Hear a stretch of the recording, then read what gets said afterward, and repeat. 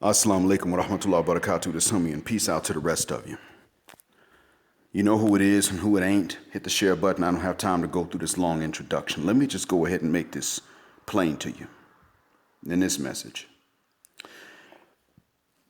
Right now, men are pretty much looking and saying, and then young men too, are pretty much saying, I watched my dad get cleaned out. Men can live by themselves. Even when we're this young, we can live without women, and now they're forcing us to live without them to protect ourselves. It's the way they wanted it. It's going to work. Now, I'm aware, as I've said before, that there are going to be forces that are going to try to steer these men into the butts of other men. And I do fear that there will come a time when it becomes successful. No, I don't approve of homosexuality. I don't apologize for not approving of it. I'm a Muslim. We don't change our religion. It's nothing personal. But if somebody was going to do it anyway, at the very least, I can say, well, they were already going to do it. But sticking to this right now, so far, the reaction has not been that. The reaction has merely been, you know what, we're going to stay by ourselves. And this shows that that is possible. This proves that exactly what women don't want men to be able to do, men are able to do. Stay by themselves and not utilize each other as replacements for women. This can be done. We've been told it can't. As I've said before, we men have not only been subjected to false accusations of that, but we've been told to a certain extent that we've been told rightly so that it's unhealthy to always be by yourself, no ladies. But we were also told that you can't do that even if you had to. That's what we've been told. And granted, I don't wish this on men or women.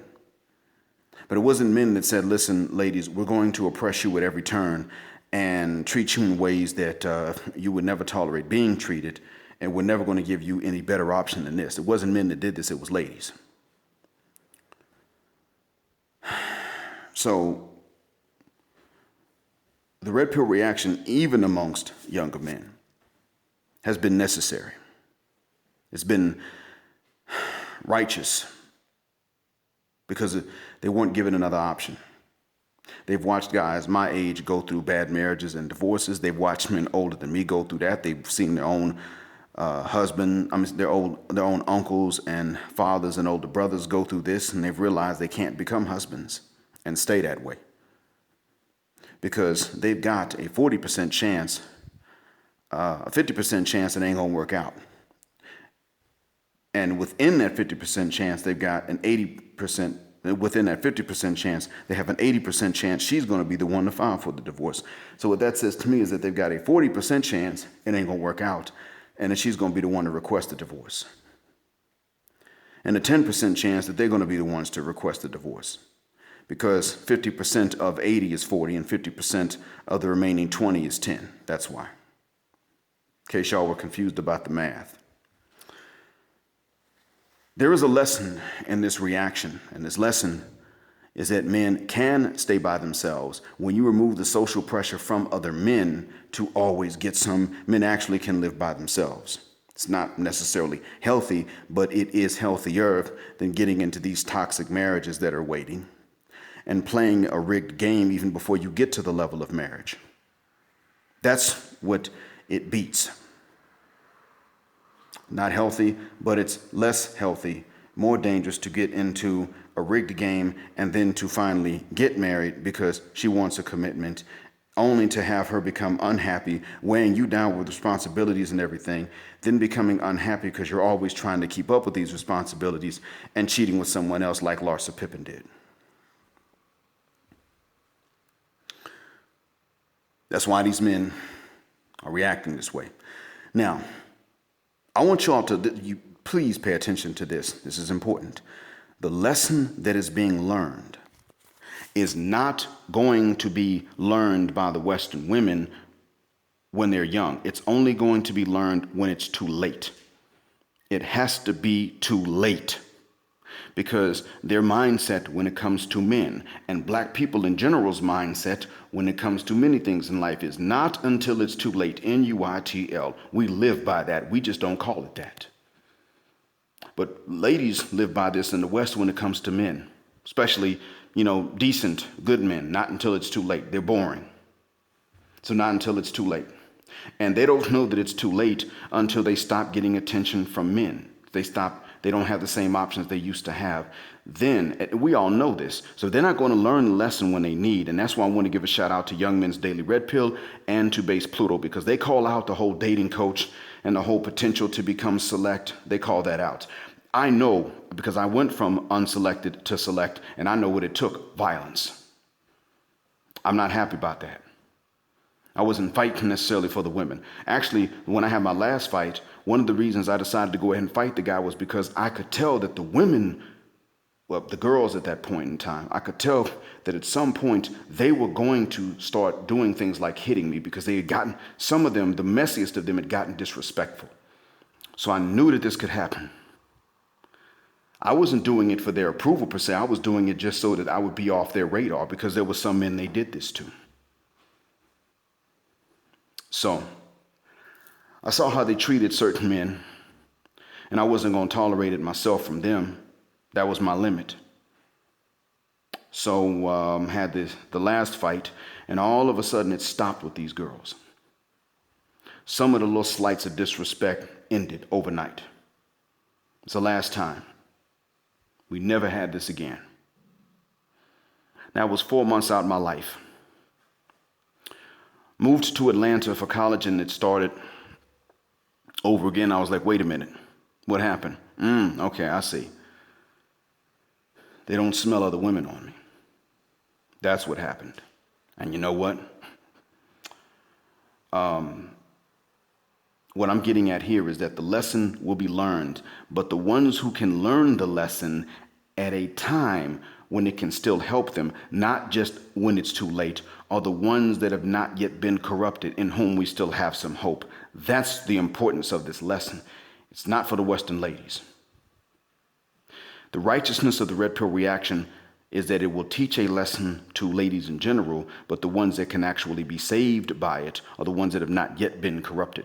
See, even in the lands that we like to tout, there are still places where you will find individuals that are corrupted.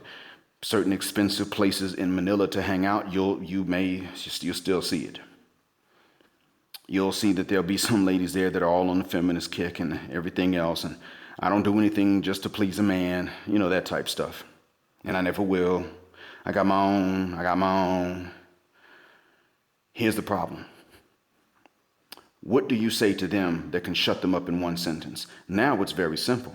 You simply say to them, you don't know what's happening in the lands of the women whom you're emulating, do you? What?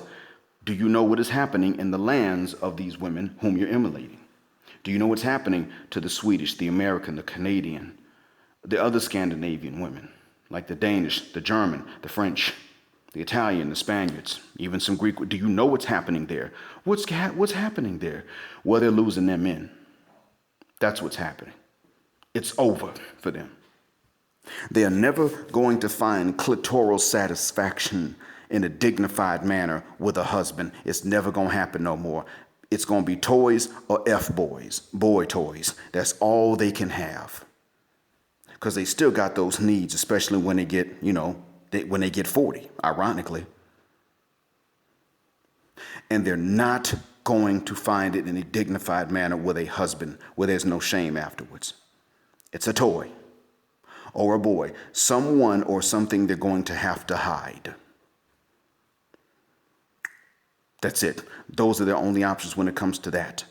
And they're not going to be taken care of. So yeah, they make their own money, but they can't save it. And nobody's going to help them or look after them or anything of that nature, because, you know what? They ran off the men that would do it.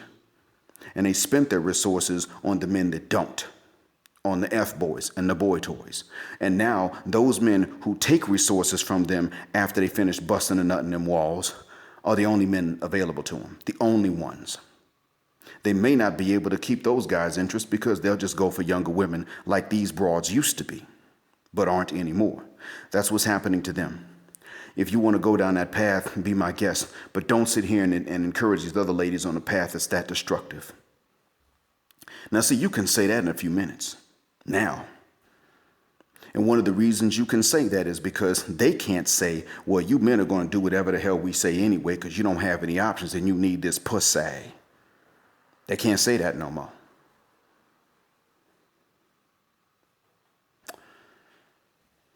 But the other thing, too, is this, and this red pill reaction. Many of us are looking to other lands, more traditional lands, and it's good, we should. But we should also seek to make sure that we provide an environment, which means we may have to go into other men's places and change the environment, but that we provide environments in which young men can marry if they choose. If they want to go the family chaste route,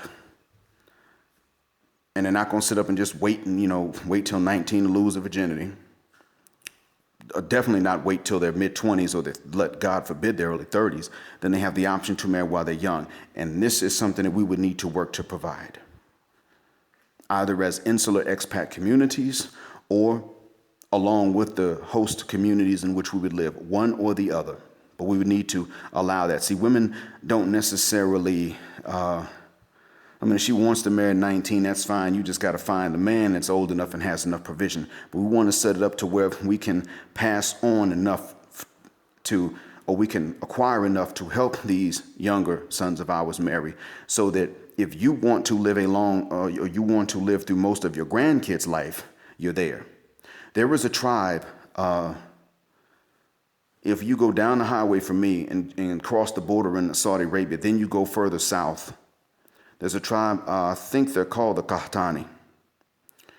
And what they do is they generally do marry young. Now, they marry young not by waiving dowries. They marry young because families and relatives will pitch in when a man gets a certain age so that they can afford the dowries.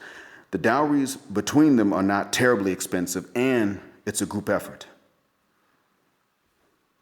So, the men marry young, but one of the things this does is that it allows the influence of the grandmothers and grandfathers to also be strong, and so wisdom is passed on, history is passed on.